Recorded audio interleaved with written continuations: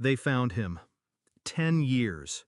10 years of posters peeling off street lamps, voicemail boxes filled with silence, birthdays lit with a single candle and no breath to blow it out. Then, a phone call. A rested voice. "We think it's your son." He was taller, thinner, but the scar beneath his left eye was the same, shaped like a crooked comma. They ran DNA. Matched. He didn't run to me when we met, just stood there, staring, studying, like I was someone he used to dream about but didn't trust anymore. I thought that would change once he got home. I was wrong. We stepped through the door. She stood at the end of the hallway, her smile careful, rehearsed, masked.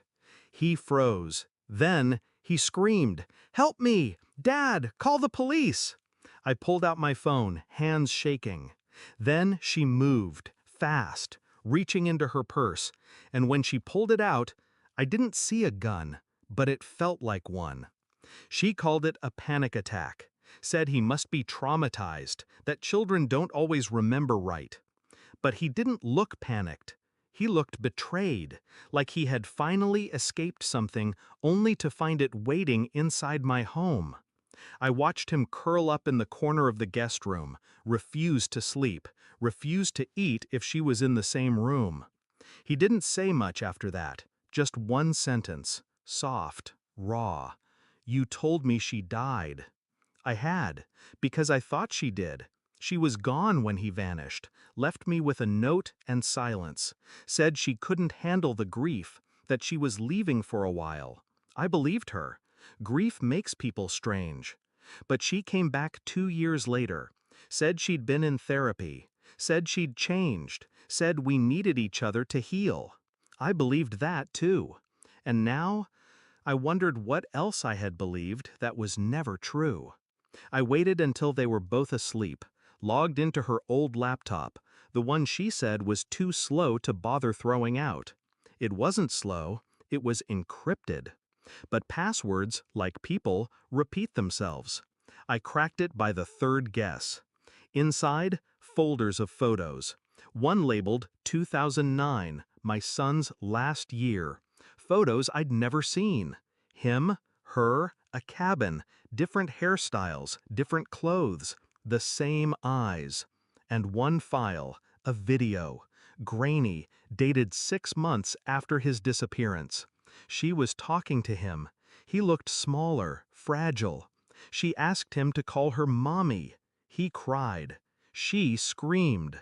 Then she hugged him like she hadn't just terrified him. I turned it off, sat still for an hour. Then I checked the address burned into one of the photos, a storage facility outside Tannersville.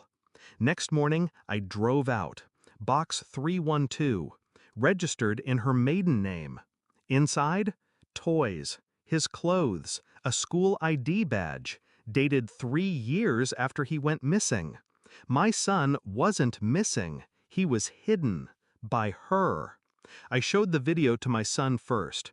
He didn't speak, but his hand trembled as he reached for the screen, froze it on her face. Then he nodded, once. Then I showed it to her, didn't say a word, just played it.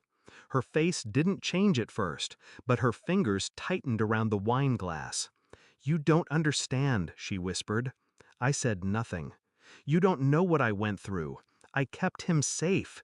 You were losing it back then." I kept staring. That made her angrier. "I saved him from you." She said it with conviction, like she believed it. But I'd lived with her long enough to know. She only ever believed what protected her. I filed the evidence quietly. Didn't tell her. Didn't argue. Didn't shout. Just waited. 1 week later, a detective showed up at our door, warrant in hand. She turned to me, eyes wide, mouth open. You turned me in?" Still, I didn't speak, because there was nothing left to say. They let her out in handcuffs. She didn't cry, but she looked at me like I was the traitor, as if I'd broken her heart. I walked back inside, found my son hiding behind the stairwell. He looked up, eyes red, silent. I knelt beside him. "It's over," I said. He didn't speak, but this time he leaned into me and stayed.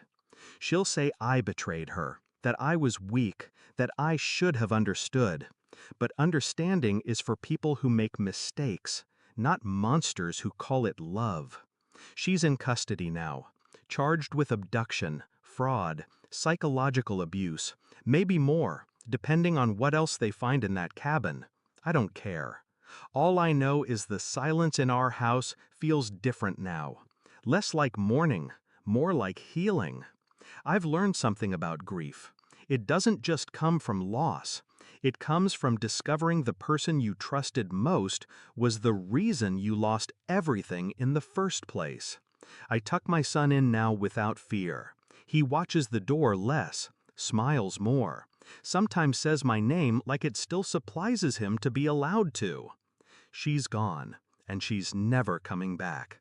She buried my son in lies, but I was the one who exhumed the truth, and I made sure she choked on it.